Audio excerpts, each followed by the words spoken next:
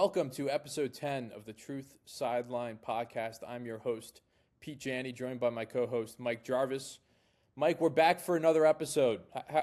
Things are going well. Got lots of hoops this time of the year. The Olympics has been unbelievable. I've been watching the men's and women's Olympic hockey, which has been so fun. Every game for the last week and a half has basically been overtime with 3-on-3 skating. So it's been a lot of fun for me to watch. Yeah, I know you're a big hockey guy, so right now it's one of the best times of the year. Having some of the NHL guys back in the Olympics makes it so much better than I think the previous Olympics we were deprived of NHL players. So having that has been awesome to see, and the scenery out in Italy just looks absolutely beautiful. I'm jealous of everybody who's been able to go out there, and NBC and the whole operation have done a great job capturing it. So I've watched a little bit of the skiing, some of the snowboarding. I love the half pipe. That's one of my favorite events too. So, and then obviously with Lindsey Vonn and a couple of the other storylines that we've seen have been very interesting as well. Yeah. So hopefully the Americans can finish off on a strong note going forward. So we're recording this episode on Saturday, February 21st, as you mentioned. A lot going on with the Olympics, a lot going on in the college basketball world. We had a great episode, Mike, with Malik Jackson, former NFL player of the Care League. Started his own business called the Care League and is doing a lot of great work now for former NFL players, helping them out with personalized services, helping them out with business opportunities, healthcare, whatever it may be. Malik had a standout career on the defensive line during his career, won a Super Bowl in 2016 with the Denver Broncos. So it was really a pleasure having him on, tuning in from California, and he's a great guy. Yeah, he was awesome. Just learning about his business and basically, I've referred a couple of people to him, and what a quality guy though. I mean, if everybody was like him, it would people would have nothing but great things to say about all professional former athletes, and basically the leadership that he shows on and off the field has been amazing. Surely, the professional sports world, Mike, would be a much better place if people put their energy and their talents and their passions into helping others like Malik has. And as you mentioned, it's not just for former NFL players that he's helping too. He's helping anybody that needs that extra lift, especially former professional athletes. So, Yeah. Malik was great. He was at the Super Bowl. Talked a little bit about that with us. Grew up in Southern California. Talked about a great support system that he had, the support of his family growing up, chasing a dream, right? It always starts with that dream, and then who's your support system and who helps you get there. And Malik was obviously very talented at football from an early age, was able to work his way up, ends up going to Tennessee, has a great career, becomes a fifth-round pick, and the rest is history, really, for him. So his journey is inspiring.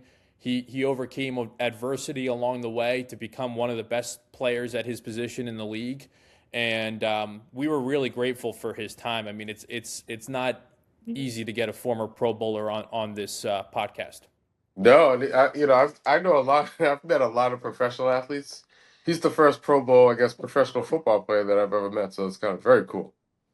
Very cool. So we're looking forward to maintaining that relationship with Malik. We're so happy to have him on. So we'll get into that a little bit later here. Mike, I want to turn things over to you right now for your athlete of the week.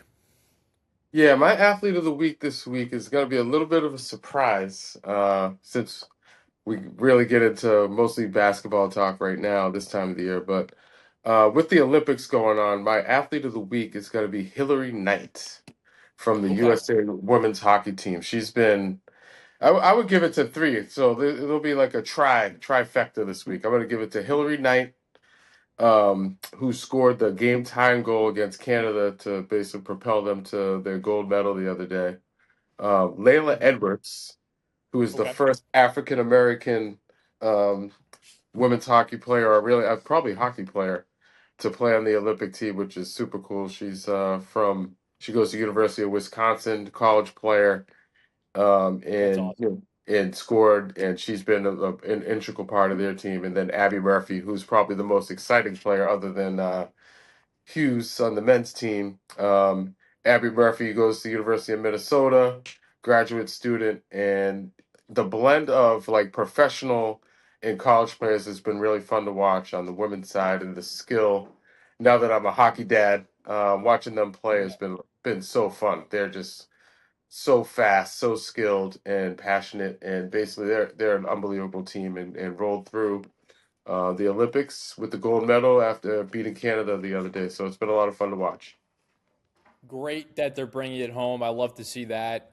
I believe we're the powerhouse. It seems like and we have been in women's hockey for quite some time. So love that you're spotlighting those three players.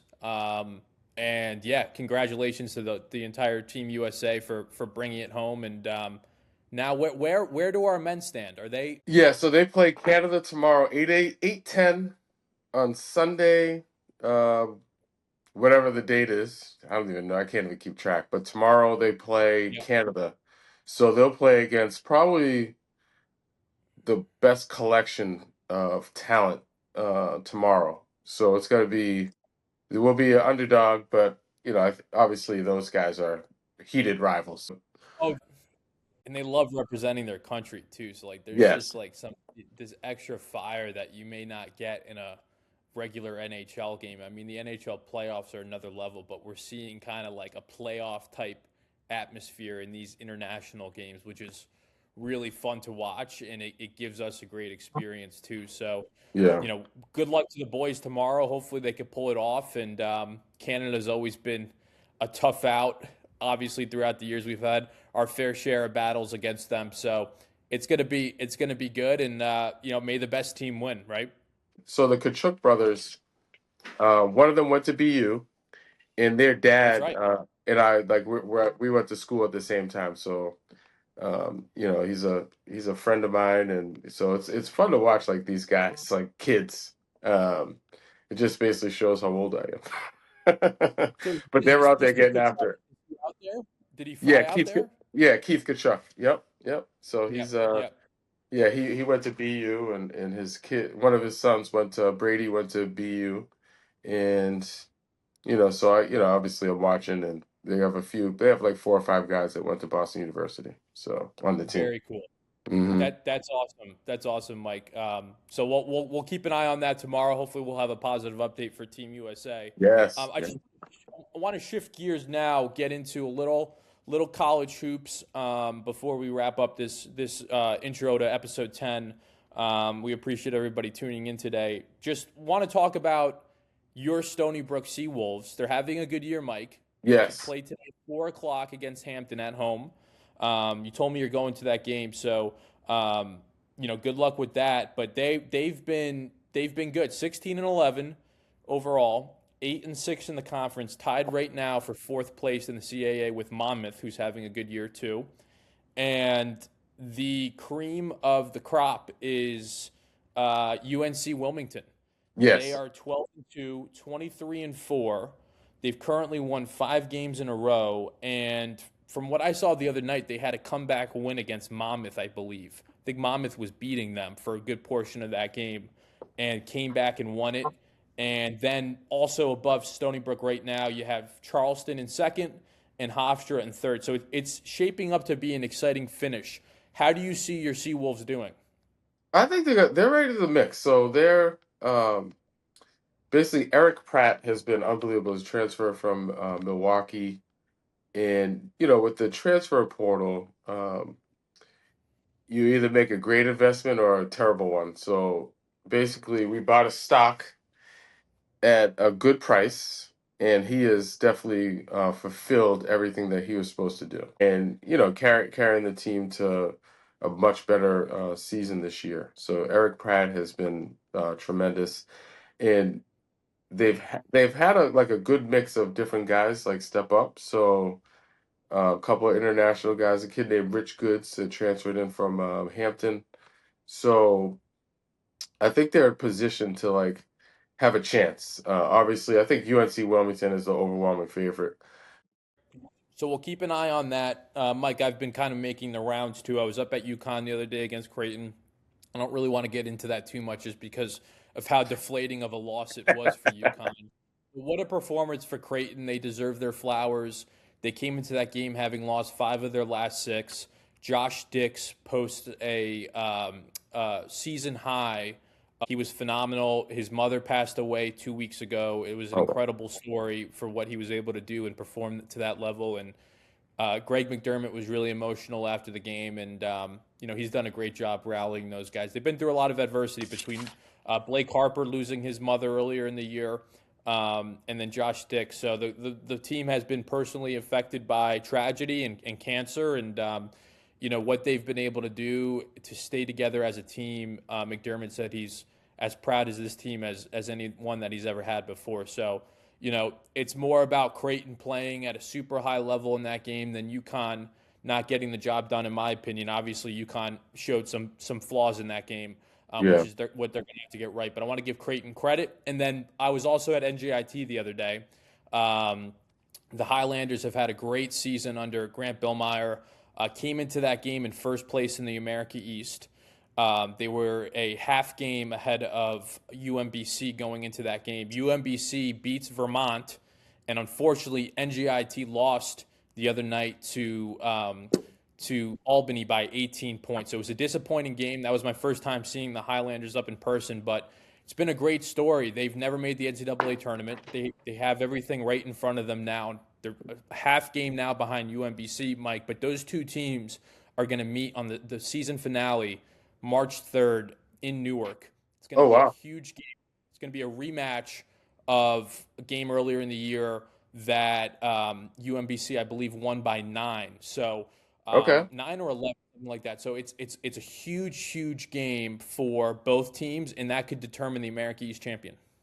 All right. Yeah, and I was at last week. I took a spin down. We had the kids had vacation, so Madison and I took a spin down to Durham. So we were at the Duke Clemson game.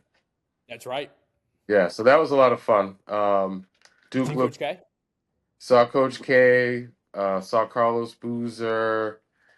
Didn't get a chance, but Cooper Flag was there. So it was pretty cool. The good vibes. A nice noon game, 60-degree weather. Get the heck out of here with the snow. So it was nice. And Duke looks good. I don't know though. They're a funny team to me. I think they're obviously amazing. The defense is tremendous. I just think if they have a tough night shooting the ball, they could get in trouble too. But I mean, I'm picking them to be in the Final Four. I don't know if they can win it though. Yeah. They're going to make a deep run. I don't know if they're going to Yeah. win either, but I can see them making a deep run. So great Yes. that you were back at Duke. I'm happy about that too. So little catch up on college basketball there, and we'll have a lot to talk about over the next couple of weeks with conference tournaments coming up and the NCAA tournament as well. So Yeah, it's gonna we're be going to fun. sign off now. We're going to sign off now, Mike. We got great conversation with Malik Jackson. I hope you guys all enjoy our chat with him, and we'll see you guys soon. So coming up now is our chat with former NFL Pro Bowler and Super Bowl champion Malik Jackson.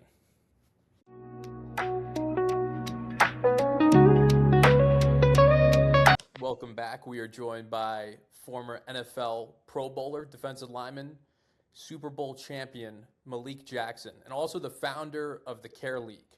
Malik, how are you doing today? I'm doing well, Pete. How you doing? Pete, Michael, how you guys doing? I know you're a busy man. You're doing so much in business now. Obviously, you had a decorated NFL career that we'll get into. Just want to check in. How are things going? I know you were at the Super Bowl this past weekend. Can you talk a little bit about that experience and what were your thoughts on the overall weekend? Yeah, no, so this time, first of all, thanks for having me, guys. It's a pleasure to be speaking with you. I appreciate the platform. The Super Bowl, it was an awesome time.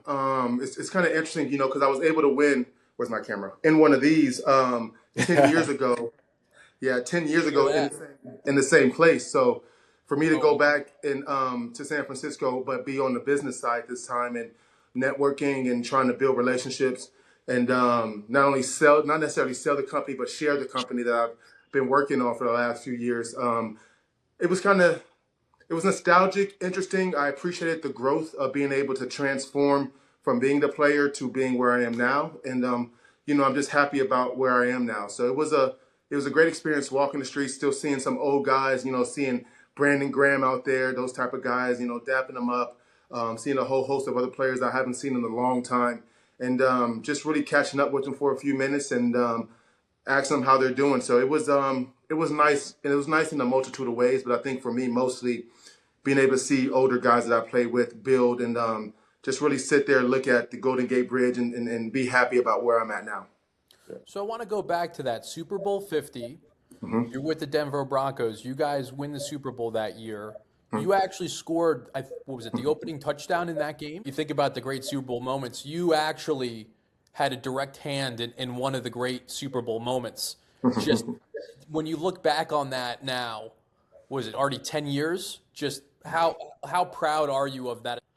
So yeah, so when I made the play, well, first Von made a hell of a play. I remember Von Miller, Demarcus Ware, and Derek Wolfe on the line, and we called the play. I believe Derek and well, I'll say me and D Ware had a game, so it was an exit game where he would take the B gap and then I would wrap around him. So essentially, that's what we did. And then I saw Vaughn at the corner of my eye just get a great rush on Mike Rimmers at the time, their right tackle. Got the strip sack on Cam Newton, and the ball was just there. And I was like, "Hey man, we got to hop on this." And so as I'm pushing D Ware off of me, trying to get the ball and compete for the touchdown, probably not the best team moment for me, but I was able to land on the ball, and it was an awesome experience. I mean, I landed on it, and I got up and I was just running. Back then I didn't have a sack dance ready, so I'm just like, I don't know what to do. I don't know what to do. And I was like, oh, freak it, chuck it in the stands. And it was like, and it's funny enough because my mom was like, she was at the game and she was like, when you threw it in the stands, I was about like 5-6 seats away from where I threw it, from where the person caught it. So she was, and then I guess she went up and tried to ask for the ball, and of course the person was like, no. So I was like, hey, it's okay. But now I wish I had the ball, right? I mean, I just if hindsight was 2020, right? Yeah, yeah. Do a lot of guys? I guess they keep them. So after they score, they're giving them to the equipment manager, and that's it. Yeah, but you gotta understand, like me as a D line guy, like we don't do that. You know what I'm No, saying? I So it's know. like I didn't know like what to do, and like I said back then, I was very um, in myself. I was getting sacks, but I didn't have a dance like I did. My sack dance was after I left Denver. So yeah, it was a great moment. And like you said, being able to have a hand in helping the team win. Because I think we only won by 7 points or something like that. So Yeah. so it was a beautiful opportunity for me.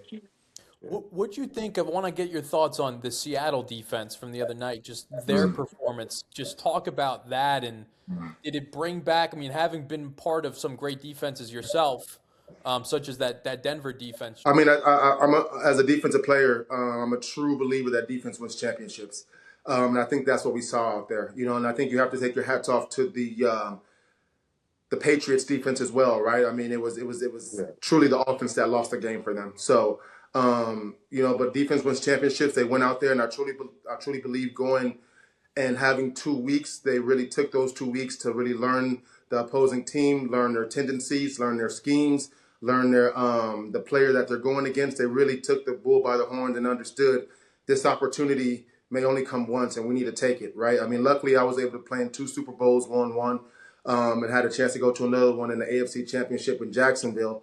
But you realize that these opportunities are far and few between, and it was just cool to see that a team truly coached well in every level, was doing what they were supposed to do down in and down out, and they had the leadership amongst that team to sit there and keep these guys consistent and understand the moment that was at hand. Yep. I Yeah. mean, Seattle obviously deserves their flowers, but I just want to, I mean, New England, I think they'll come back. Great coach. I think they have a good system in place now. Obviously, they've been there before. They have the history. So, Mike, we got to lift up your Patriots a little bit here. I think they'll be back. I think so. I mean, the one thing, obviously everybody's killing the left side of that line. The young guys, Campbell and I forget the other guy's name, but those. I mean, they got their butts kicked. I mean, they got welcomed to the Super Bowl as rookies. First two, I guess, left side guys that were rookies in the game. Mhm. Obviously, that had a major. They just went after those guys. I mean, Denver did it, Houston did it, and there's nothing really that they could do, which I mean, it was or a, it or was a was smart there. game. It was a smart game plan. It was a really smart game plan, and I think I saw the first sack, one of the first few sacks. Excuse me, the left tackle had him, but the guard pushed him off him and made the corner short and gave him the sack. And I was like, those are the ones you dream about as a D lineman. Like, yes, I Yeah. got help from an offensive guard. Like, that's awesome. So I just think they need more time together to build and like you just said, Michael, to be a rookie, as you can understand in coaching, right? You don't want to put your rookies in necessarily daunting positions or your first year players in weird positions, but they also got to go out there and be dudes, right? And so it Yeah. was they learned a hard lesson, but Yep. I think those guys are good and they're going to learn, come back better, and hopefully they get another opportunity. But I do think I do think Drake May was the rightful MVP of the year. I think I love Matt Stafford. I'm not saying negative, but if I had a choice, I would have chose him just because of what he did in his second year and the way he took that team. It was very special. Malik, I want to ask you about growing up in Southern California. Just what were your experiences like around youth sports? What sports did you play? Mm-hmm. And why ultimately was football your calling? So yeah, I grew up in the San Fernando Valley of Southern California, Northridge to be exact. Birmingham High School, go Patriots. Yep. So what was my upbringing like? My dad played football. He went to Valley College out of. He's from New Jersey. Came out here to play football. Had a really bad knee injury. Ended his career. I mean, talk about a story that everybody's heard before. But when he had us. From birth, I knew I was going to the NFL. That was the goal, right, for him. And it's funny having a coach as your dad. As Coach Jarvis, you can understand like it never ends, right? And so you get out to practice, you're at home, you're just trying to eat the lasagna, and you're hearing about the lineman the double team, getting the double team off the. I was a linebacker, so getting the double team off the D lineman or hitting a gap or covering somebody. I'm like, holy smokes, I'm 12, leave me alone. Trying to do math homework. So, but that really instilled in me, he taught me a few things. But one of the things that stand out the most was like, be where your feet are, right? If you're going to be somewhere, be there mentally, physically, and emotionally and give it your all. And so I think that's really helped me lead me to be who I am today. And one of the things too, I think that really pushed me when I was at 12, 13, he told me, hey man, the only way you're going to college is if you get a scholarship. And so at that point, I was like, look, now it's on me to sit here and be the best that I can be, put myself in position to get these opportunities and go to the next level, right? Because we were a middle class family, upper middle class, but still college is a whole nother expense. And we had some Yeah. other mouths to feed, my twin brother and my little sister. My dad was a huge inspiration in my life. My mother as well. She was at every game screaming loud. It was one of those things in high school. She was like, you don't have to get a job if you just really do well in school and focus on football. And so, really, really was a huge blessing to have that opportunity to have the stat in the games, have all the newest gear, and go out there and play and not understand maybe what was going on at home. And now that I'm a grown up, I can understand the sacrifices that were made with the Yep. overtime, seeing the parents and all that. But yeah, man, my upbringing was very loving, caring. Not gonna say strict, but strict. You know what I'm saying? But it was great. Yeah. Did you play any other sports in growing up, or was it football from like 12 and on? Yeah, no, from Pop Warner to high school, I just played football. I didn't want to tear any Achilles in basketball. I didn't want to roll an ankle. I was like, no way. But I did You run. could have been Julius Peppers. Nah, fam, I didn't want it. I was like, nah, I don't want it. But I did, I did run track my 10th, 11th, and 12th grade year because I Okay. told myself I want to be the fastest defensive end in the state, and so I was like, okay, cool, I'm gonna go to track, and hell, that one decision probably helped me out tremendously, Yeah. a lot, the most. Yeah. Now, how was your recruiting process? The recruiting process. So I was getting recruited. I would say heavily, but not the most heaviest. I had offers from like ASU. I was actually in other schools, but I was actually committed to Fresno State at the time, or I was going to commit to Fresno State. Me and my brother were going to go up there on a little brother deal and be up there and play together. But then I got the call from SC, and after later I learned that somebody dropped out because I was getting letters from SC, but it wasn't nothing coming in the pipeline. As you can Yeah. know, Coach, you were just saying just close enough. And so a guy chose to go Yeah. Keep somewhere them else. keep them warm. You know what I mean? So a Yeah. guy was going somewhere else, and they opened up a spot for me, and I was like, told my dad, and my brother, like, I love you guys, but this is the best opportunity for me, and I'm gonna take it and go to SC. So that's what I did.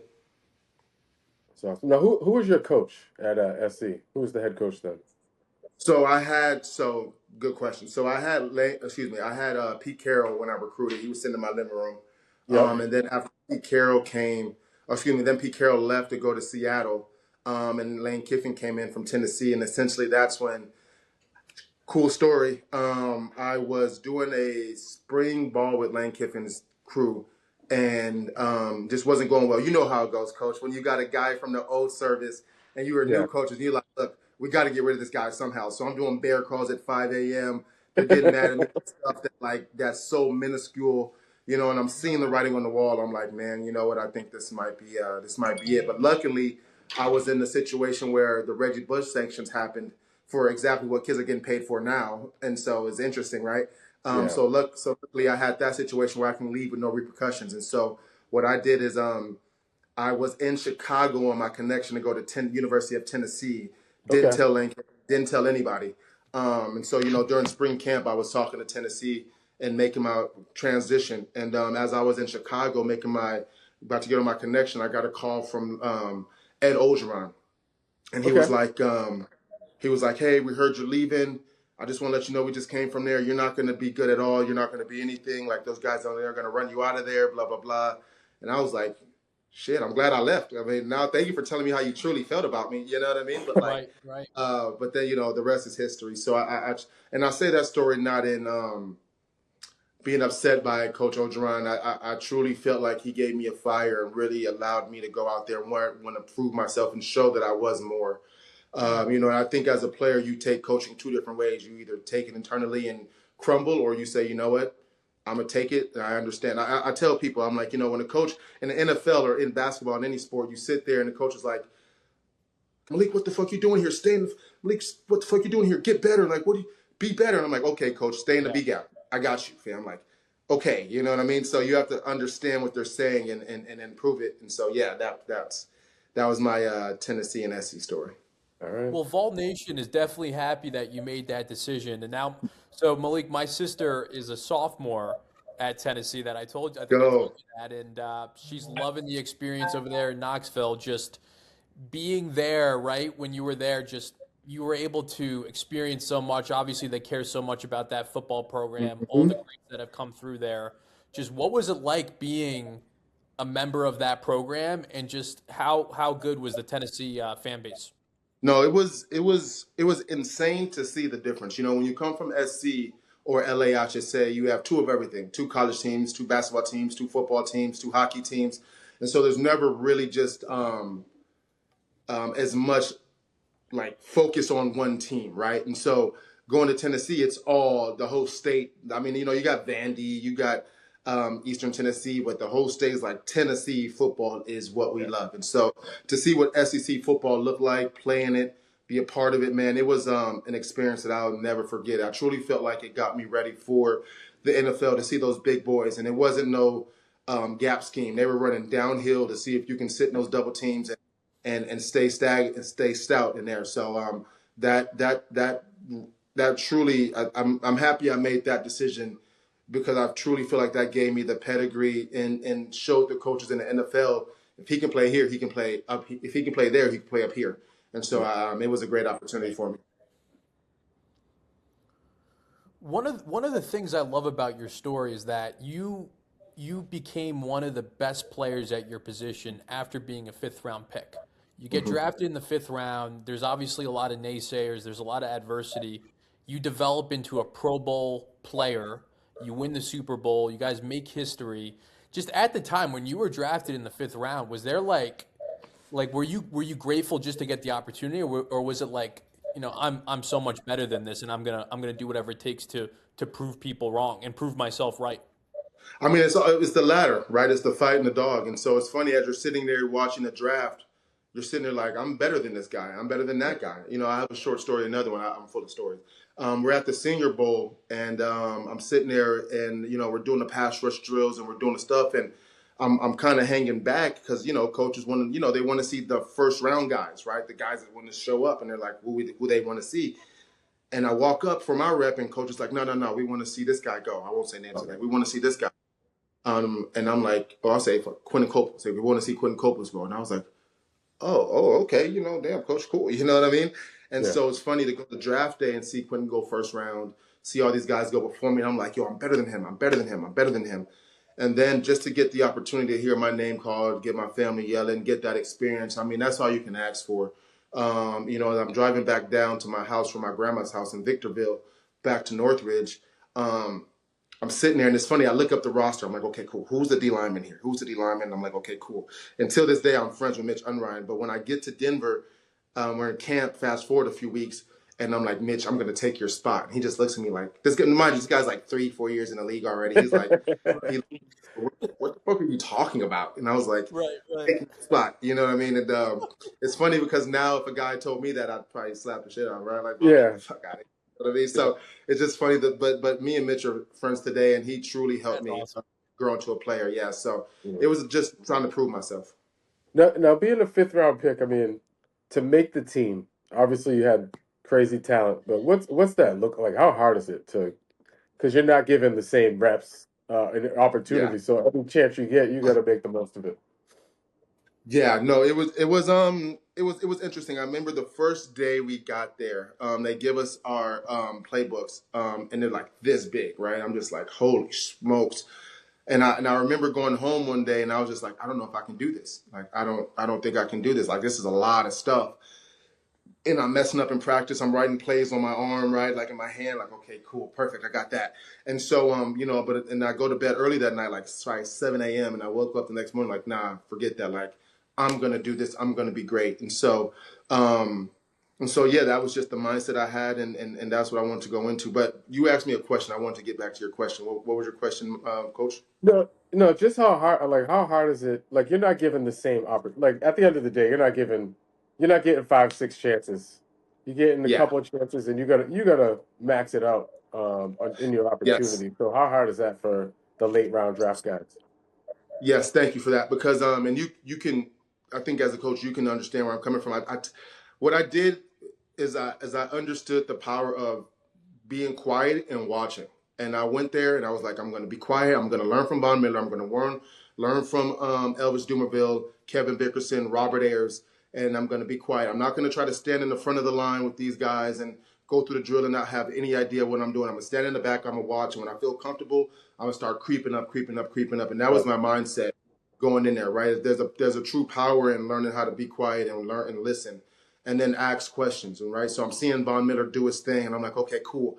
I can't bend like that, but how can I make that mine? And so really thinking about that, trying to implement the stuff, because I think it's a huge power to have people around you and not, it's a disservice to have people around you that are the best in the game, but not learn from them, right? And luckily, at the time I didn't think it was luckily, but Derek Wolfe was drafted first pick of the 2nd round.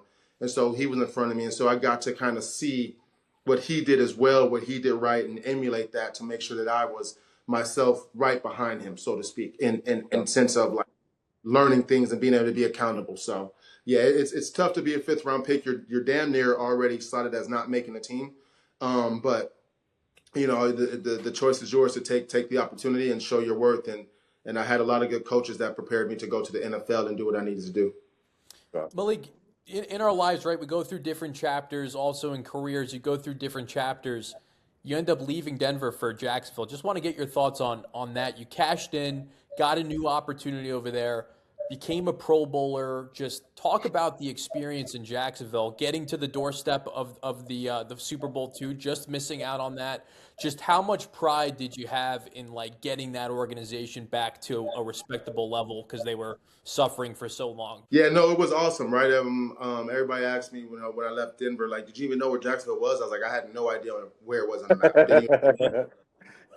And so, they're like, well, why'd you go? I was like, purely for the money. When you're an athlete, you try to feed your family, and being on a 5th round draft pick, 4-year deal, $2.1 million, I believe it was. So I was like, it breaks down after agent fees. But anyway, getting paid to go to Jacksonville and truly turning that team around was an awesome opportunity, guys. Avery Jones, Calais Campbell, the young Jalen Ramsey was out there, AJ Bouye, you know, You guys had some ballers. Yeah. we have some ballers, Miles Jack, Telvin Smith, like to really have those guys and have us mesh and come together. It was truly special. And to be in that AFC championship game, you know, to go from my first year there where we were decent but not really good, to then my second year where we really built on top of that first year AFC championship, and then the third year we kind of tanked again. But to take them back to that place of what the 90s was awesome. People love us. You know, we're still Saxonville. You know, people were doing my sack dances when I went back there, and I was like, "Oh man, this is cool." So it's always nice to be remembered for changing the culture and being brought in from a good team and still being good there. So it was an honor. I think it's the right segue now to talk about, you know, we talked a little bit about your youth experience. You're a dad. What's it like now being with your daughter, Nyla? Just talk a little bit about that. And is she playing sports? And how much do you love spending time with her? Oh man, she's the reason why I retired. Quick story about that. You know, I'm sitting there in my 10th year. The body's breaking down. I can barely bend my knee. I'm getting hurt. I'm still fighting to play. I'm sitting in the parking lot every week, like just in my car for 30 minutes in the morning. Like, what am I doing here? Am I still having to start a job? Like, I suck.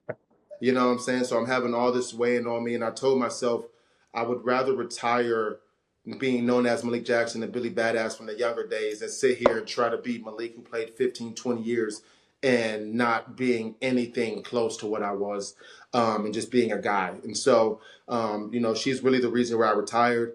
And I love being a dad. You know, it's funny, when I first retired, I'm sitting here, my excitement was getting her to school on time, right? Fighting traffic, getting her to school. I'm like, oh, we made it on time. Yes. And then it's like, all right, now what do I do for 8 hours? You know what I mean? Right, It's like, right. all right, you know, so yeah, no, that she's everything. She used to do ice skating. She loved that. Now she's doing gymnastics. So, you know, I'm gymnastics dad.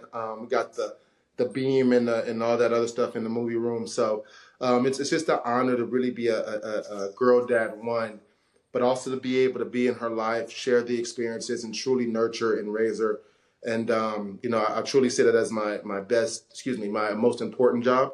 And she truly has given me a lot to help me in this stage of retirement as well. Just putting a smile on my face, getting me out the house. You know, just really talking, you know, little kisses. So yeah, she's everything. We're winding down here on the Truth Sideline podcast with Malik Jackson. Malik, it's been great having you on. I just want to talk a little bit about your business, right? We talked about your career. You obviously were able to make the money that opened so many doors for your family. Just now, as a businessman, having major investments, just talk about, you know, those doors that were open for you, and you know how this has been able to lead to you running your own business, the Care League. And you talk a little bit about the business.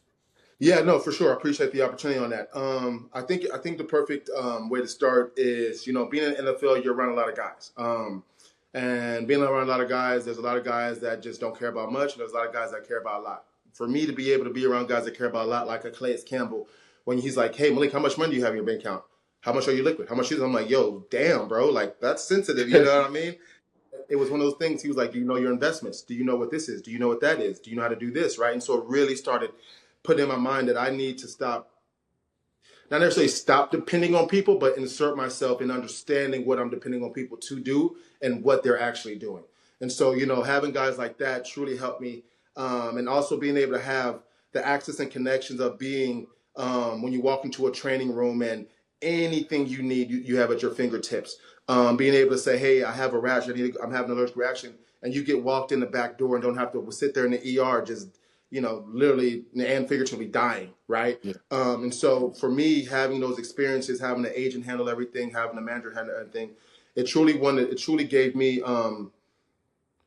once I retired and you lose everything. So I did a TED Talk, and it was like, my topic was, is it better to have had and lost or never had it all, right? Because when you're in the professional sports, and coach, you can understand this, you walk into a training room, everything's there. Anything you need is taken care of. Roll your ankle, it's done. I had a Liz Frank injury in my first year in Philadelphia. I wasn't worried about who was doing the surgery, how much it was going to cost, when I was going to do it. I was worried that my career over. And in the time of not having to worry about that, I was going to the best foot doctor in the world to get the surgery. They sent the MRIs, right? I was doing the treatment to get the swelling down. So everything was handled. And then you get in the real world, and you try to go to a doctor and you realize people are walking around with ACLs for a whole year, torn ACLs for a whole year. It Yeah. takes 2 months. It takes 2 months to get into a doctor's office, period, right? And I'm realizing these as I'm in retirement. I'm like, yo, this is insane, and I'm also realizing, for me in the finances, I made a lot of money in the NFL. I was very good, very We blessed. have it here, $72 million. Yeah, that God number. bless you, man. That's No, it's awesome. awesome. Yeah. Yeah, that's before taxes, so take a little more off. But It's all right. yeah, no, have it at Not have it in Florida. at. That's true. That's true. That's true. That's true. But you got those But no, the game checks. They showed Sam Darnold's game check. I was like shocked at how much taxes they crushed him on, Yeah. California. So well, Oh, that's yeah. the thing too. You get a bonus to side note. You get a bonus in the Super Bowl. So you win, you get this much. You lose, you get this much, and yep, that's before taxes. And so before it's taxes. a yeah. And I'm like, how's there less teams playing, and I still get less than I would have anyway? That's a whole other conversation. But for Yeah. sure. But for me, so in the NFL, you never move alone, right? You've got a training room, doctors, agents, managers, a full team built around you, and your performance and day-to-day logistics. For me, after 10 years in that league and winning a Super Bowl, I realized how rare that kind of coordination and support really is, and how Yeah. quickly it disappears. And so that's why I built the Care League. We are a care coordination company that combines white glove service of a luxury concierge with the trusted coordination of a wellness team, bringing elite care into everyday life. And so for me, from health and performance to travel to family to day-to-day logistics, we make sure you feel seen, supported, and fully taken care of. And so that's really my mission now, is to truly give the same access and connections that I had at that time, not only to athletes, but executives and professionals, to let them feel what it means to, when you have something, you get an answer now and it's taken care of. So Yeah. that's the Care League. No, it's awesome. It's awesome. Yeah, you see a lot of guys like just in life, like you said, they can't get the right care because it Mhm. takes forever. It takes forever just to get one thing done, and then you got to see like sitting around waiting and waiting, and nothing gets done. So kudos to you guys, and hopefully we can get the care league out here on the East Coast. So Yeah. We got it. We're nationwide. Whatever you need, if Yeah. you guys need something, and it's one of those things. Everybody thinks like, oh, it must be expensive. We're very priced reasonably. If you guys want to learn more information, you can go to thecareleague.org, okay, THECRE league.org. There's the Care League on Instagram. We price ourselves at understanding that you know you still need to pay for the massage, the treatment, the yeah, services that you're looking for. So we don't want to tax you and not in our end, right?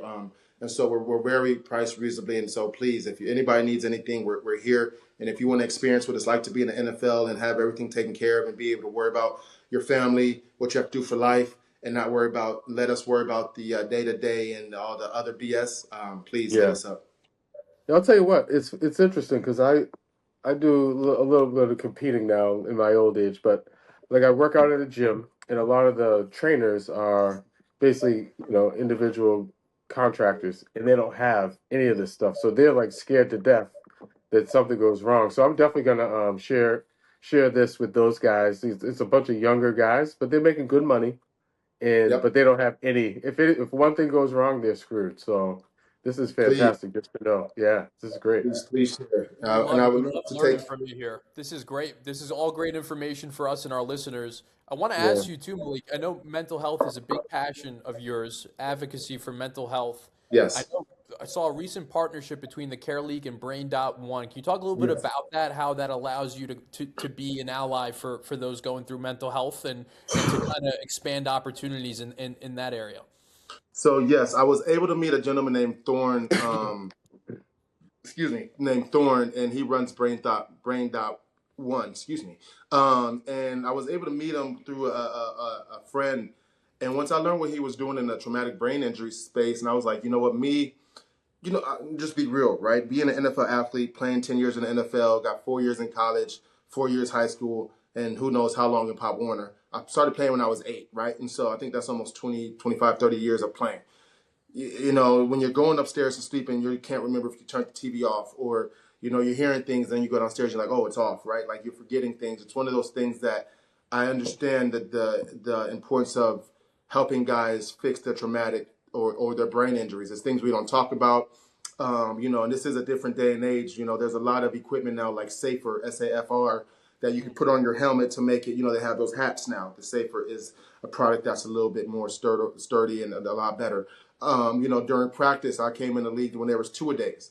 Now there's one practice that's cut down, and then the second practice you have a hat and you're chilling. You know what I'm saying? So the game has changed, but nonetheless, you're still out there running, having car accidents. And so when I was able to partner up with Brain One, my goal was to sit here and give guys a routine that they can implement with accountability to be able to start making small changes to themselves and their brain so they can start turning around the traumatic brain injuries they're having and strengthen. Because as you can understand, the brain is the biggest muscle in the body. It's one of the biggest muscles in the body, right? And so if you can train it, then you can reverse a lot of the things. And so I'm a true believer of that. And so, really just trying to be a little bit more forward thinking and help the guys who are down bad because, I'm taking responsibility on my own, but there's also when you can see guys and say, you know what, like we need to get some things together. So I love what Brain One is doing. I'm so blessed that they were able to want to do a partnership with us and give their product out for us and any member that's with us for free. And so, we're really helping guys day to day to make sure that they can live better quality of life. I love it. I got one more for you, Malik, but before I go to that, Mike, do you have anything for him? No, just I guess dealing with the parents that listen to our podcast that are a little hesitant about their son maybe playing tackle football. What are some things how important is it? I don't think anybody gets really concussions at like 10, but obviously that's a concern. How important is like the coaching and kind of the lead up to really when you're getting into those car crashes? As the kids get older. Yeah, no, coaching is important, right? It's important to make sure you, one, as a parent, do the studying yourself to see what the coaches are teaching, what style of coach they are, but also it's like school, right? You send your kid to school, they got to do the work, and then they come home. You still need to work with them to implement some things. And so I would say watch some highlight videos on YouTube, go on social media, go on YouTube. What's the right way to tackle? Make sure that if the coach isn't teaching it, you're teaching it, right? I think it's still implementing that to make sure your kid is going to last long. I'm a true believer playing since I was 8. I know a guy, Julius Thomas, and a whole host of other guys that didn't play till they were in high school, right? So I'm not necessarily saying you have to play Pop Warner. Interesting. And I would almost say let your kid play flag football maybe until junior high because it's all about the skills. It's the movements, right? Everything else will come. But get the skills, the movement, the understanding, the hardships of the game, get the heart to build up, the mental fortitude. That's what really matters. So I would tell parents, flag football early, watch YouTube videos on the right way to tackle, go to camps. There's a lot of guys doing NFL camps, a lot of NFL guys doing camps in certain cities. Follow them on Instagram, check them out, hit them up if you want to teach your kid. A lot of guys would love that opportunity. Just take your time. There's no rush. No. Yeah. On a closing note, Mike and I are here in Connecticut. We're trying to raise awareness around youth sports, trying to make the product better, both here on a local level and, if we're able to on a higher level and maybe a national level. And, you're tuning in from Southern California. It just goes to show how much you believe in this mission, how supportive you are of what we're trying to grow with our brand. We can't thank you enough for that. Just want to, with that in mind, just want to ask you about, when people think about, the values of hard work, teamwork, how do people like yourself make it to the professional ranks, do so well on that level, what it's like behind the scenes? I've always thought, okay, what is it like in an NFL locker room? Because that's something that obviously Mike and I haven't been able to experience before. And most people around the world haven't been able to experience. Just what did you learn being in that locker room, that environment? And can you just give us a little bit of a glimpse of what that was like in terms of all these super talented people coming together for one unique goal? And it really kind of is emblematic of, again, that hard work and that teamwork that we're trying to really promote with this podcast. Yeah, no, it's interesting, right? Because in the NFL, which is different from basketball, in the NFL, we're able to put hands on people, right? And so when you put your hands on people, you assert your dominance. And you also got guys that are all the way up from 380 to as small as 110. right? Right. And so in the NFL, it's very hierarchy based, right? And hierarchy not only in how good you are, you're a starter, Pro Bowler, but also how big you are, how mean you are, right? And so it teaches you a lot of how to approach people, understand people, when to talk to people, and truly who understand who likes you and who doesn't, right? So Yeah. it's a big deal. But I think for me, understanding being in the NFL, what is the NFL locker room like? It's fun, man. We're all I will say this. It's interesting because when I'm in the NFL, in any sport, when you're at the highest level, every day you walk in there, everybody's trying to get better, no matter what. Yeah. They're trying to get that little muscle right there bigger. They're trying to get their game just that much, their get off that much faster, right? Get their offensive line set that much better.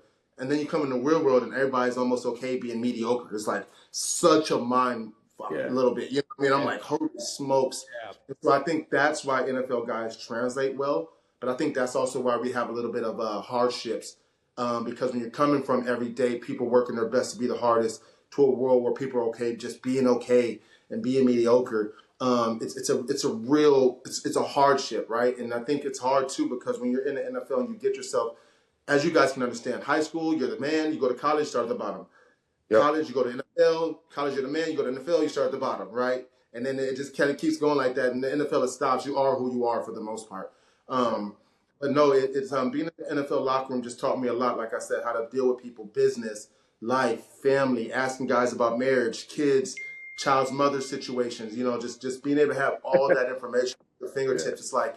It's like the World Wide Web. You're just like, okay, I can ask anybody anything. And I tell people it's funny. I said that being in the locker room was like, you got guys that are so cool, like figuratively, like they'll even help you like hide a dead body. Like that's how close you can get with guys. That's, that's what the ecosystem is. Like you have Yeah. day ones and boys. I'm still from my Denver days. I'm still friends with a lot of guys from that team. So That's awesome. it's a blessing to be able to have that experience and also be able to be good enough to have people look up to me, but also be able to feed them and help them and get their game better. Those Awesome. bonds are something that you'll carry with you forever. And what you've done as a player, now what you're doing with the Care League is inspiring to see. You're changing lives. You have a beautiful family. Your career has just been, it's a lot is still left for you too, and it's going to be really great to keep an eye on what you're doing. And I'm really excited to see where you take the Care League and take this to a whole nother level in the years to come. So. Malik, this was great. It was a pleasure having you on today, and we're really grateful for your time and for your insights. Yeah. Thanks so much for coming on. Yeah, Pete, Coach Jarvis, man, really I appreciate the opportunity. It was awesome to talk to you guys. Let's keep building, and I love what you guys are doing, educating people, giving people like myself a platform, but also allow me to share and help curb the youth and also the parents and let them understand what the real is. That's something that the Care League we want to do as well, is show people what the real is. So, love what you guys are doing. Anytime I can hop on, I would love to come back. And thank you guys for the opportunity and the platform. Means Thanks so so much. much to us. Thank you so much. We'll talk to you soon, Malik. All right, Guys. Malik.